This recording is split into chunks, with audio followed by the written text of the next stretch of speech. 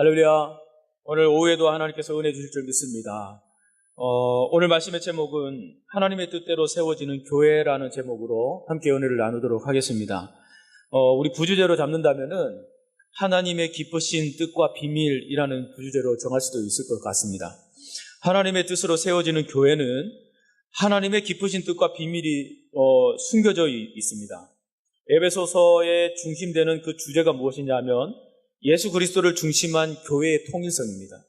그래서 교회가 무엇으로 통일성을 이루어야 되는 것인지를 말씀해 주고 있는 부분들이 바로 에베소서입니다. 그래서 그 구심점이 하나님의 뜻대로라는 그런 구심점을 가지고 있습니다. 그래서 하나님의 뜻대로 그리스도 안에서 이런 계속적인 사도 바울의 말로 통해서 교회가 하나님의 뜻대로 세워지는 교회, 그래서 하나님의 뜻대로 하나 되어지는 교회, 그것을 통일성을 이루기를 원하는 그런 하나님의 마음을 우리가 볼 수가 있습니다. 에베소서는 하나님의 선택이나 화해나 교회론 이런 것들이 교리적인 내용들이 다양하게 체계적으로 이렇게 기록되어 있는 서신입니다. 그래서 우리가 느헤미야서를 보고 있는데 느헤미야서는 결론적으로는 뭐냐? 허물어졌던 그 예루살렘 성이 52일 만에 단기간 만에 느헤미야로 통해서 하나님 역사하심으로 말미암아 예루살렘 성전이 세워졌다라는 것입니다. 오늘 오전에 목사님 말씀하신 것처럼 한 손에는 칼을 들고 한 손에는 일을 하면서 52일 만에 성전이 건축되어졌다는 놀라운 하나님의 역사를 이루어내는, 우리는 할 수 없습니다 라고 그 고백에서, 그죠? 오늘 오전 말씀에서 이룬 것처럼 상황은 현실은 될 수 없는 상황이지만은 그들은 그 느헤미야의 리더십과 하나님의 함께 하신다는 그 확신 속에서 결론적으로는 그 교회를 세웠다는 것이죠. 우리들도 하나님의 뜻대로 모아질 때 교회가 세워질 수 있다는 것을 우리가 확신해야 됩니다. 아멘입니까? 하나님의 뜻대로 우리가 예배 드리고 있습니다. 하나님의 뜻에 따라서 우리가 움직여지고 하나님의 뜻에 따라서 예배를 드리고 있습니다. 결코 내가 이 장에서 내 중심으로 내 생각대로 내가 하는 것 같지만 항상 그 속에는 누가 함께 하시고 누가 예정하시고 누가 선택하셨고 누가 나를 이끄시는 것이죠? 하나님이 이끄시고 하나님이 나를 세우셨다는 것을 우리가 기억해야 되는 것입니다. 이것이 에베소서의 말씀입니다. 이 막연함들이 오늘 이 시간에 해결되는 그런 세오비 축복이 있기를 주님으로 축원드립니다. 우리 1절에서 보면은 우리 사도 바울이 1절의 시작에서 말씀한 것을 보면 알 수 있듯이 바울이 사도된 것은 자기의 욕구나 혹은 타인들이 세워줌으로 인해서 된 것이 아니다. 하나님의 뜻에 따라서 되었다고 그렇게 고백하고 있습니다. 이것을 보면은 사도 바울은 그리스도의 뜻과 비밀의 경륜을 너무나 잘 알고 있는 사람인 것이죠. 그죠? 그래서 복음의 전도자이구나라는 것을 우리가 알 수가 있는 것이죠. 사도 바울은 3절에서 찬송할 대상자를 어떻게 부르고 있습니까? 하나님, 우리 주 예수 그리스도의 아버지라고 그렇게 부르고 있어요. 사도 바울은 하나님을 아버지라는 그런 명칭을 사용하고 있습니다. 그 이유가 뭐냐? 사도 바울의 경험에서 나온 신앙적 고백이라고 할 수 있는데, 더 중요한 것은 하나님은 존재적으로 그리스도의 아버지가 되신다는 것입니다. 우리 마음의 성전이 있기 전에 하나님은 우리를 먼저 예정하시고 택하셔서 우리를 양자 삼으시고 또한 예수 믿게 하셔서 구원받게 하셔서 우리를 양자 삼으셔서 아들이요 딸로서 우리 역할을 또한 교회로서 세우셨다는 것을 우리가 기억할 수 있어야 되는 것입니다. 왜 그렇습니까? 예수 그리스도를 믿음으로 우리는 양자가 되었기 때문입니다. 양자의 고난으로 하나님을 저와 여러분은 아버지라 부를 수가 있는 것입니다. 그리고 마음의 성전을 나는 쌓았다라는 것을 확신할 수가 있는 것이죠. 그래서 로마서 8장 15절 말씀에 이렇게 말합니다. 너희는 다시 무서워하는 종의 영을 받지 아니하고 양자의 영을 받았으므로 우리가 아빠 아버지라 부르짖느니라. 언제까지나 우리가 사단의 역사에, 귀신의 역사에 쫓겨다니는 것이 아니라 우리는 양자의 자녀로서 자녀의 고난을 가지고 그 마귀의 역사를 이기고 나아가야 되는 것이죠. 그래서 지지 마라. 목사님 말씀하고 있어요. 지지 마라. 마귀에게서 왜 지냐는 거죠. 지지 마. 여러분 지지 마시기 바랍니다. 마귀를 충분하게 이길 수 있는 능력이 있으신 분들이에요. 하나님의 자녀지 않습니까? 하나님의 자녀를 마귀는 함부로 하지 못하는 겁니다. 하나님의 허락 없이는. 그러한 우리는 하나님의 자녀로서 그런 권한을 가지고 있고 아빠라고 우리는 당당하게 또한 부를 수 있는 것이죠. 그래서 이 말씀을 통해서 우리는 양자로서 세우시는 교회를 우리가 볼 수가 있어요. 하나님은 양자 삼으셔서 우리를 교회에 세우게 하십니다. 나라는 연약한 인간을 아버지라 부르기 위해서 예수 그리스도를 구속주로 보내셨다는 것을 우리는 찬양할 수 있어야 되는 것입니다.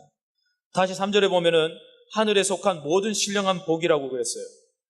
하늘에 속한이란 말은 장소적 의미로 쓰인 것이죠.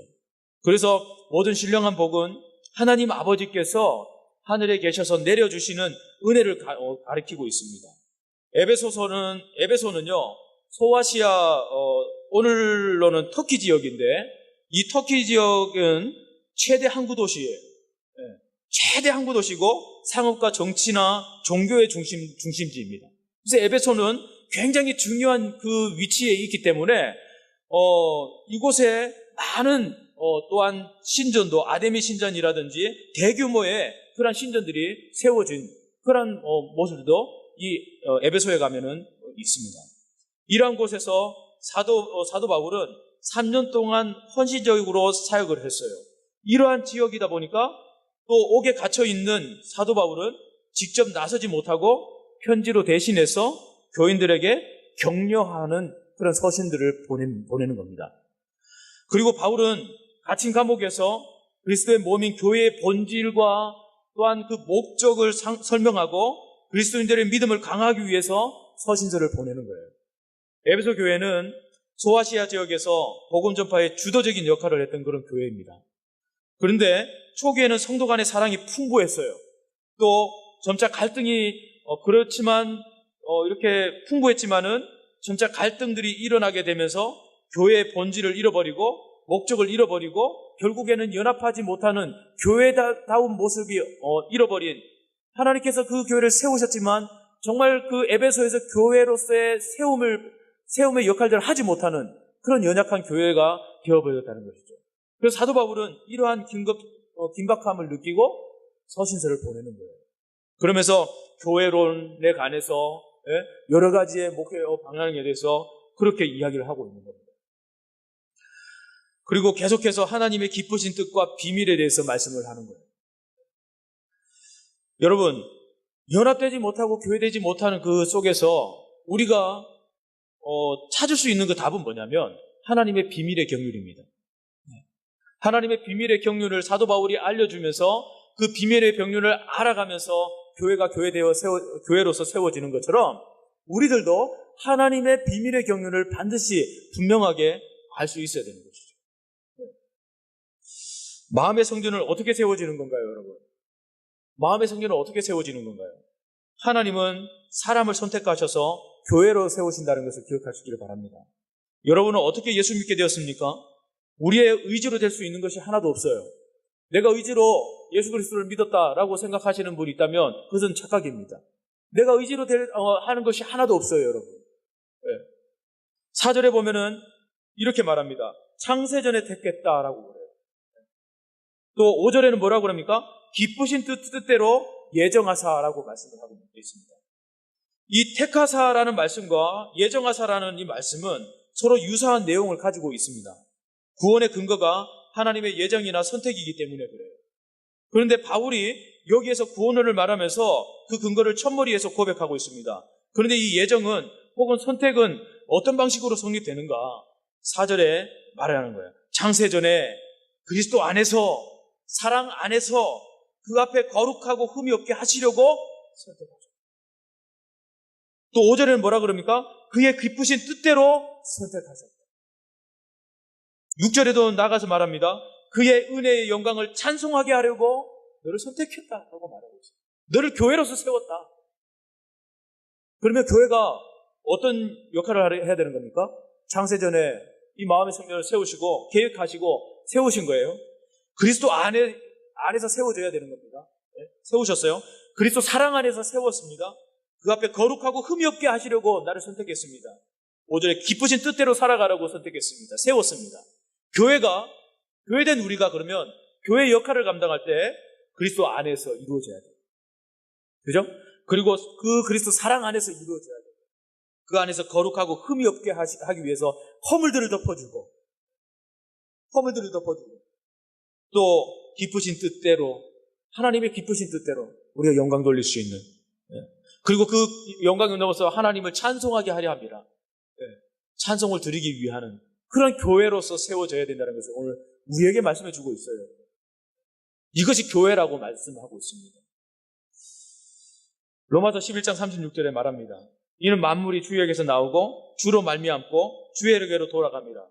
그에게 영광이 세세에 있을지어다 라고 말합니다. 하나님은 만물이 주에게로 돌아가게 하시고요, 영광이 세세에 있게 하시기 위해서 우리를 택하시고 예정하셨다는 것을 믿으시기 바랍니다. 예정이 뭡니까? 도덕적 피조물에 대한 그의 계획과 목적이 바로 예정이라는 거예요. 더 쉽게 말하자면은 예정이나 하나님께서 어떤 사람을 선택하시고 어떤 사람은 내버려 두는 것, 이것이 예정입니다. 어떤 사람은 콕 찍어서 선택하시지만 어떤 사람은 내버려 두는 것. 쉽게 말하면 이것이 예정인 거예요. 선택은 뭡니까? 인류 중 얼마를 예수 그리스도 안에서 예수 그리스도로 말미암아 구원하려는 하나님의 영원한 계획이 바로 선택이라는 겁니다. 예정과 선택은 불가항력적인 것이어서요, 우리가 누구는 선택하고 누구는 선택하지 않아서 지옥 가게 하는가, 어떻게 하나님이 그럴 수 있습니까? 라고 말할 수 있지만은 만물의 존재의 이유가 무엇이라고 했습니까? 만물의 존재의 이유가 뭡니까? 하나님을 찬미하게 하려는 데 있다. 저와 여러분들은 하나님을 기쁘게 하시는 데 있어요. 하나님을 거룩하게 한 이유는 우리 거룩함으로 하나님을 기쁘시게 하는 데 있단 말이에요. 그 기쁘신 뜻에 따라서 창조되었기 때문에 피조물은 그 창조에 대해서 반항할 수 없고 오직 우리는 순종만이 있을 뿐인 거예요. 여러분은 여러분의 잘한 그 무엇이 선택을 성립시킨 일이 아무것도 없습니다. 우리가 무엇을 잘한다고 해서 그것을 통해서 특별하게 선택해가지고 예수 믿게 하고 구원받게 하는 것, 전혀 그런 거 없습니다.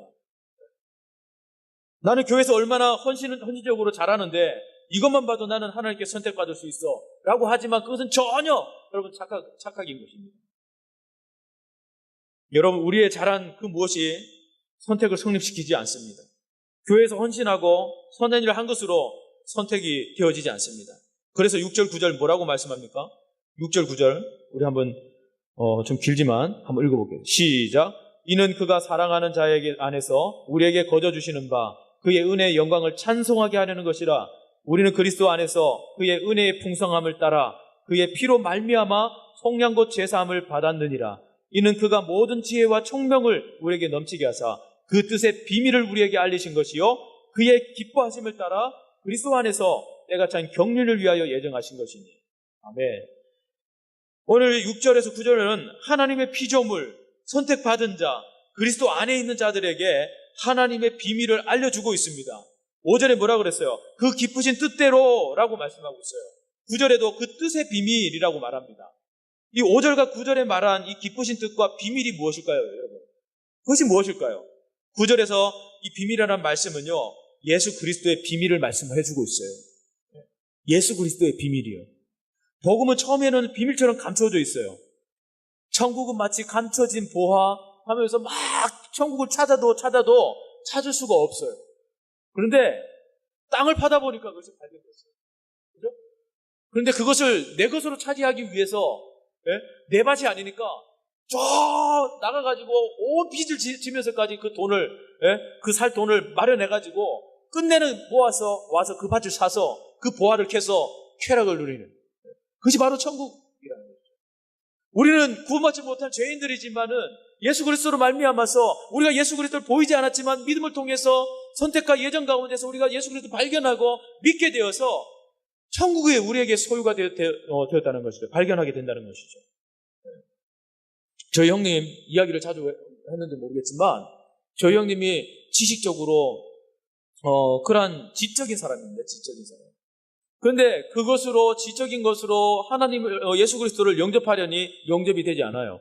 형수님이 교회를 다니시지만은 정말 신실하거든요. 신실하게 교회를 다니지만은 전혀 담배를 피우고 술을 마시고 늦게 들어오고 그러면서 직장 생활을 했단 말이죠. 그런데 이제 교회를 다녀도 형식적으로 그렇게 다녔어요. 이것은 이 술과 담배를 하는 것이 중요한 것이 아니고 예수 믿기 전에 그는 예수를 믿기 전에 나를 믿지 나의 힘으로 내가 여기까지 이끌어 왔는데 돈 한 푼 없이 그러면서 하나님을 믿지 않는 거예요. 예수님을 영접하지 않는 거예요. 그래도 동생이 목회자인데 형이 그래도 예수를 믿고 교회를 다녀야 되지 않겠느냐라고 하지만 그냥 한 번은 술을 먹고 와서 설득하다시피 그렇게 이야기를 하더라고요. 왜 예수를 믿는지 모르겠다. 나는 내 힘으로 이렇게 해서 걸어왔는데 라고 하면서 절대 믿지 못하는 것을 봤어요. 천국이라는 것은, 복음이라는 것은 아무렇게나 열려진다면 모든 사람들 그냥 쉽게 우습게 그냥 예수 믿고 그냥 다 하죠. 복음이 힘든 것은 무엇입니까? 복음, 그 천국의 비밀이 감추어져 있기 때문에 그래요. 그것을 캐려는 그 믿음이 없기 때문에 그런 거예요. 그래서 우리가 복음을 전할 때 예수 그리스도를 소개하면서 그 믿음을 권하고 믿으면 천국 갈 수 있다는 사실을 반드시 우리가 알려야 된다는 사실을 기억할 수 있기를 바랍니다. 여러분, 마음의 성전은 그렇게 세워지는 거예요. 복음은 처음에는 비밀처럼 감춰져 있지만 믿음 없는 자에게 들려지지도 않고 또 볼 수도 없는 것이 복음인데 마침내 예수 그리스도로 온 세상에 이렇게 알려짐으로 말미암아서 그것을 통해서 우리가 마음의 성전이 세워지는 것이지 않습니까? 로마서 16장 25, 27절에 나의 복음과 예수 그리스도를 전파함은 영세 전부터 감추어졌다가 이제는 나타나신 바 되었다. 감추어졌다가 나타나신 바 되었다라고 그래요. 영원하신 하나님의 명령을 따라 선지자들의 글로 말미암아 모든 민족이 믿어 순종하게 하려고 알게 하신 바 그 신비의 계시를 따라 된 것이니 이 복음으로 너희를 능히 경고하게 하실 지혜로우신 하나님께 예수 그리스도로 말미암아 영광이 세세에 무궁토록 있을지어다. 그렇게 우리에게 말씀해 주고 있습니다. 이렇게 그것이 알려졌을 때 성령을 받은 자 외에는 그 나타난 복음을 깨닫지 못한다라고 말씀을 하고 있는 거예요. 그렇지만은 6절에 뭐라 그럽니까? 그의 은혜의 영광을 찬송하게 하려 합니다. 7절에도 그의 은혜의 풍성함을 따라. 9절에 뭐라 그럽니까? 그의 기쁘심을 따라. 그리스도 안에서 때가 찬 경륜을 위해서 예정하신 것이니 라고 말합니다. 여러분, 하나님은 복음의 비밀을 밝혀주실 때에는 은혜의 영광을 찬송하려고 밝혀주시는 거예요. 그리고 은혜의 풍성함을 따라서 그의 기뻐하심을 따라서 복음의 비밀을 밝혀주시는 거예요. 저와 여러분이 진리이신 복음을 따를 때 더 확실한 복음의 비밀을 알려주신다라고 그렇게 말씀을 하고 있어요. 말씀 대신 주님을 따르는 삶은 구원받을 성도에게 제일 중요한 거잖아요. 오늘 이 시간 저와 여러분들은 이 진리이신 복음을 따르고 하나님의 기쁘신 뜻과 비밀을 볼 수 있는 그런 은혜를 맛볼 수 있기를 축원드립니다. 에베소서에서 성경이 우리에게 말씀하는 것이 무엇입니까? 그것은 거룩한 부르심이에요. 그래서 하나님께서 우리를 택하셨고 그리스도께서 십자가 위에서 죽으신 것은 단지 하나님을 믿게 하려는 것만이 아니라 우리를 하나님 앞에서 거룩한 교회로 세우기 위해서라는 것을 우리가 기억할 수 있기를 바랍니다. 그러나 알다시피 우리라는 그런 사람들이 어떤 사람들이에요? 저와 여러분의 어떤 사람들입니까? 예? 거룩이라는 것과는 거리가 먼 사람들이에요. 그죠? 우리는 참으로 죄짓기 좋아하는 사람들입니다. 죄와 익숙해져 있는 사람들이에요. 그래서 거룩이 체질에 맞지 않는 체질적으로 거룩이 체질적으로 맞지 않는 사람들입니다. 우리는 죄의 신분을 가지고 있기 때문에 우리가 신앙생활을 하면서 수없이 느끼는 것이 무엇입니까? 우리 안에는 거룩이 전혀 없다라는 것을 느낍니다. 우리는 참으로 죄 짓는 그런 충동에 빠르게 반응하기도 하고요. 어떻게 해서든지 육체의 욕구를 채우려고 많은 노력들을 하기도 합니다. 복 받으라면 좋아할 사람들이지만은 거룩한 삶을 살라고 하면은 좋아할 사람들이 결코 우리들은 아니라는 거예요. 우리들은 마치 내성마비 장애인이나 지체 장애인들과 같습니다. 우리의 생각은 바른 방향으로 흘러가지 않습니다. 우리의 손발은 우리의 의지와는 아무 상관이 없이 그렇게 흘러갑니다. 이런 우리들을 어떻게 완전한 교회로 세울 수 있을까요? 첫 번째는요, 모든 일을 그의 뜻의 결정대로 일하시는 하나님의 일하심입니다. 우리 11절에 한번 우리 읽어보겠습니다. 11절 시작. 모든 일을 그의 뜻의 결정대로 일하시는 이의 계획을 따라 우리가 예정을 입어 그 안에서 기업이 되게 하셨다. 그 말씀 11절 말씀을 보면 모든 일을 그의 뜻의 결정대로 일하시는 이라고 그랬어요. 일하시는 이라고 그랬어요. 그의 뜻의 결정대로 일하십니다. 하나님은 누구의 뜻에 따라서 움직이시는 분이 아니에요, 여러분. 우리는 그 의사를 봤을 때 의사가 이제 이렇게 한 환자가 왔습니다. 환자가 막 암에 걸린지는 모르겠지만 심각한 상태에 있어요. 그런데 많은 사람들이 여러분들 잘 아는 거 있잖아요. 어디가 아프면 뭐가 좋고, 어디가 아프면 어디가 좋고, 뭐 어디가 아프면 어디 가라, 뭐 이런 거 많잖아요, 그죠? 그래서 사람들이 막 조언을 해줍니다. 거기 아파? 거기 아프면 뭐 어떤 약이 좋은데 이거 한번 먹어보지, 저거 한번 해보지. 많은 말들이 많습니다. 그런데 의사가 딱 와가지고 진단을 할 때 많은 사람들의 이야기를 듣고 그렇습니까? 하고 그 사람들의 조언을 받고 수술을 시키나요? 아니면 뭐 약을 주나요? 그렇지 않죠. 그죠? 그럼 어떻게 합니까? 자기의 소견에 옳은 대로, 그죠? 자기가 가지고 있는 지식에 배운 대로 그 환자가 어떤 병인지를 정확하게 진단하고 그것을 처방하고 수술할 일이 있으면 수술대에 올려서 수술하는 것 아니겠습니까? 그죠? 많은 옆에 있는 사람들이 이렇게 했으면 좋겠어요 한다고 그 의견을 받아가지고 그렇게 수술해버리나요? 그렇지는 않지 않습니까? 하나님이 그러신 분이에요. 하나님 우리가 의견을 내고 뭐 이렇게 한다고 해서 하나님이 움직이시는 분이 아니시라는 거예요. 하나님은 스스로 움직이시는 분이고 하나님 스스로 생각하시는 분이고 하나님이 우리를 이끄시는 분이라는 것을 우리가 기억할 수 있기를 바랍니다. 근데 우리는 기도할 때나 무엇을 할 때 그 하나님을 우리가 움직이려고 하지 않습니까? 그죠? 그것은 우리의 잘못된 한 부분이라는 것을 우리에게 지적해주고 있습니다. 그래서 뭐라고 그럽니까? 11절에 모든 일을 그의 뜻에 결정대로 일하시는 이라고 말씀하고 있는 거예요. 그러면서 그 계획을 따라 우리의 예정을 입어서 그 안에서 기업이 되게 하셨다. 저와 여러분이 그리고 그 모든 결과에 대해서 또 누가 책임지는 겁니까? 거기에 대해서는요. 하나님이 책임지시는 거죠. 의사가 수술에 했으면 그 수술에 관한 의사가 책임지는 것이죠. 이와 마찬가지로 모든 일을 그의 뜻의 결정대로 일하시는 이는 인간의 문제에 대해서 어느 누구도 물어보지 않으십니다. 심지어는 사람들에게도 물어보지 않으세요. 그 이유가 뭐냐면 우리에 관해서는 하나님이 최고 전문가이기 때문에 그렇습니다. 그 전문가이신 하나님께서 우리 교회의 문제와 우리 마음의 성경과 가정의 모든 문제들을 그 최고이신 하나님께 맡겨놓고 내려놓을 때 우리의 문제는 해결되는 줄 믿습니다. 두 번째는 기업이 되게 하시는 하나님이십니다. 11절 하반절에 말씀합니다. 우리가 예정을 입어 그 안에서 기업이 되게 하셨으니 라고 말씀을 하고 있습니다. 하나님이 예정하시고 선택하신 자들에게 계획에 따라서 기업이 되게 하시는 것입니다. 근데 그 기업 삼으시는 대상이 누구라고 말씀하는가 하면 택정함을 입은 사람, 다시 말하면 에베소서에서 자주 사용하는 우리라는 사람들이 기업의 대상이 된다는 거예요. 기업의 대상들은 복음을 듣고 그 안에서 또한 믿어서 약속의 성령으로 인치심을 받게 됩니다. 성령으로 인치심을 받았다는 것은 성령이 앞으로 보증이 되어 주신다는 것이죠. 그래서 구원의 보증자, 사단의 위협으로부터 보호하시고 또한 악한 세상을 이길 수 있는 힘을 주셔서 믿음을 지켜나갈 수 있도록 항상 보증자처럼 도와주신다라고 말씀을 하고 있습니다. 어떻게 약속하고 있는지 13절, 14절에서 우리 말씀하고 있는데 한번 다 같이 읽어보겠습니다. 13, 14절 시작. 그 안에서 너희도 진리의 말씀, 곧 너희의 구원의 복음을 듣고 그 안에서 또한 믿어 약속의 성령으로 인치심을 받았으니 이는 우리 기업의 보증이 되사 그의 얻으신 것을 속량하시고 그의 영광을 찬송하게 하려 하심이라. 저와 여러분에게 성령의 보증자가 있으니 저와 여러분은 복받은 자인 줄 믿으시길 바랍니다. 성령께서 우리의 보증자 되어주시는 겁니다. 그런데 이상한 것은요, 13절에 너희도 라고 말하고요, 너희에라는 또 다른 사람들의 이름을 부르시면서 이 사람들도 똑같이 보증자가 되어주시겠다라고 말해요.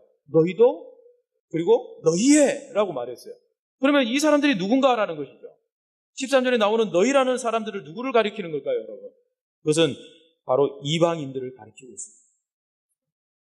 그렇다면 왜 사도 바울은 굳이 따로 우리와 너희로 부르는 이유가 무엇이냐? 그것은 우리에게 밝히고 싶은 중요한 내용이 있기 때문이에요. 10절을 우리 한번 보면 하늘에 있는 것이나 땅에 있는 것이 다 그리스도 안에서 통일되게 하려 하십니다라고 말해요. 이방인이든 헬라인이든 할 것 없이 하나님은 통일되게, 그리스도 안에서 통일되게 하려 하시기 위함이에요. 이것이 사도 바울의 선교의 목적이에요, 여러분. 복음으로서 통일되게 하는 것, 복음으로서 교회를 세우는 것, 이것이 사도 바울의 큰 선교적 이렇게 타이틀이 되는 겁니다. 그리스도 안에서 통일되게 하려.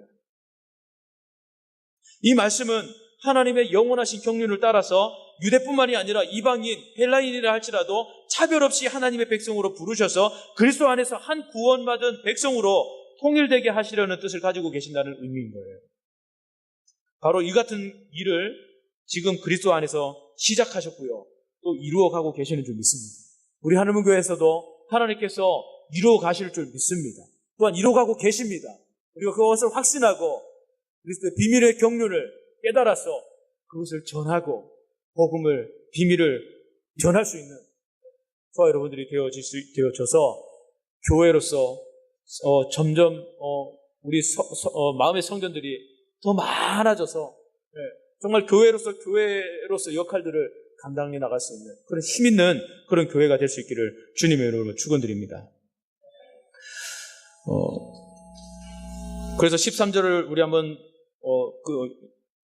에베소서를 우리 보면은, 에베소서는 처음부터 끝까지 자세히 우리 읽어보면은요, 중간중간 필요할 때마다 어떤 말이 나오냐면 교회가 자주 등장하는 것을 우리가 볼 수가 있어요. 그래서 말하자면은 교회란 진리의 말씀을 듣고요, 구원의 복음을 듣는 것이고요, 믿어서 또 믿어 약속의 성령으로 인치심을 받아서 연합을 이루어가는 것이 바로 교회이잖아요. 그렇죠? 그런데 이 교회라는 말을 이 에베소서는 종종 이렇게 이야기를 합니다. 그래서 교회론이라고도 이렇게 지칭하기도 합니다. 그래서 교회에서는 차별이 있어서는 안 되는 것이에요. 13절에 다시 읽어보면 그 안에서 너희도 진리의 말씀 곧 너희의 구원의 복음을 듣고 그 안에서 또한 믿어 약속의 성령으로 인치심을 받았다. 교회란 원칙적으로 차별이 없고 싸움이 없이 통일되고 조화되고 화목된 자들이 모이는 그런 유일한 장소인 거죠. 그것이 바로 교회인 겁니다. 우리 모두는 뿌리와 근거가 주님께 있어요. 우리에게 있지 않습니다. 그래서 그리스도인이라고 그렇게 말하는 거예요. 그렇기 때문에 혹 믿음이 부족해서 자신이 나타나서 교회 안에서 차별이 있게 보이게 되고 자신이 조금 혼란을 느낄 수도 있지만은 그것은 어디까지나 과도기적인 일시적인 그런 현상에 불과한 것임을 우리가 깨달을 수 있어야 합니다. 그것이 본래의 교회의 모습이 아닌 거예요. 그러므로 하나님께서는요, 그러한 부족하고 문제 있는 사람들을 서서히 변화시킬 것이고요, 그것은 먼저 된 자들이 인내와 사랑이 있어야 되는 일들입니다. 그러므로 교회 안에는 차별이 있더라 하더라도 말 대신 바로 저런 사람도 교회 안에 들어와 바뀐다라는 그러한 생각들을 가지고 있어야 됩니다. 그 사람이 한 번에 변하지 않잖아요. 서서히 변한단 말이죠. 그죠? 그러면서 그리스도 안에서 치유되고 회복되면서 온전한 그리스도인으로서 정말 그리스도인이 되는 거지 않습니까? 그 동안에 저와 여러분들은 어떻게 해야 될까요? 그들을 돌보아줘야 되고 사랑할 수 있어야 되고 함께 또한 교제를 나눌 수 있어야 된다는 것이죠. 12, 13절에 연합된 교회의 성도들이 무엇을 해야 된다고 합니까? 함께 그의 영광을 찬송하게 하려 합니다. 그럽니다. 오늘 하루의 삶도 하나님의 영광과 찬송이 드려지는 삶으로 이끌어 주옵소서라고 함께 기도할 수 있는 저와 여러분들 될 수 있기를 주님의 이름으로 축원드립니다. 우리 기도하겠습니다.